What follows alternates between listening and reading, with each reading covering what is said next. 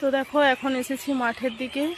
এই যে তোমার দাদা ভাই দেখো আলু পাড়ছে কখন থেকে, আর আমি ওর সোয়েটার মাফলার এইসব সবগুলো দিতে এসেছি। এই যে হাতে রয়েছে, এখনও পড়ার টাইম হয়নি।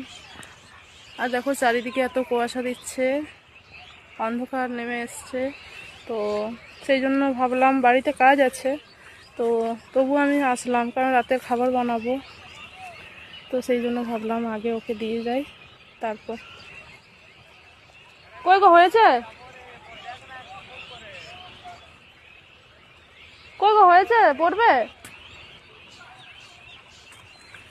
তো অনেকক্ষণ থেকে আমি দাঁড়িয়ে আছি।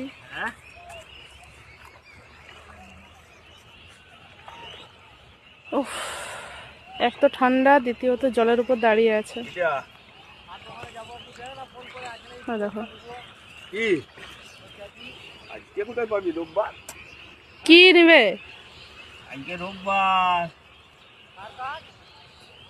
রোববার রে।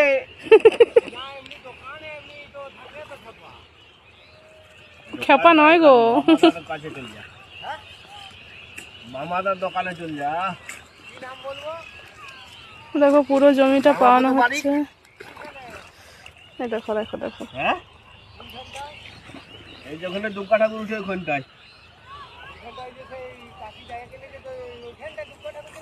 হ্যাঁ ওই আলুর ওষুধ নেবে, তো সেই জন্য একজন বলছে। আর তোমার দাদা ছোট্ট দোকান আছে এই ধারে, রাস্তার ডান দিকে। তোমার জামাটা তো ভিজে গেছে। হ্যাঁ হ্যাঁ, এইটাও পাওয়ানো হয়ে গেছে।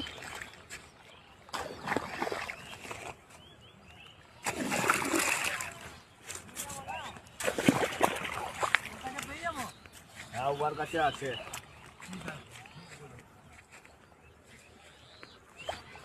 তোমরা যে তো বড় বড় চাষি, তাও জানো নি কোথায় কি থাকে? তোমরা যে তো বড় বড় চাষি। দারুণ বলেছে, কি বাবা রে,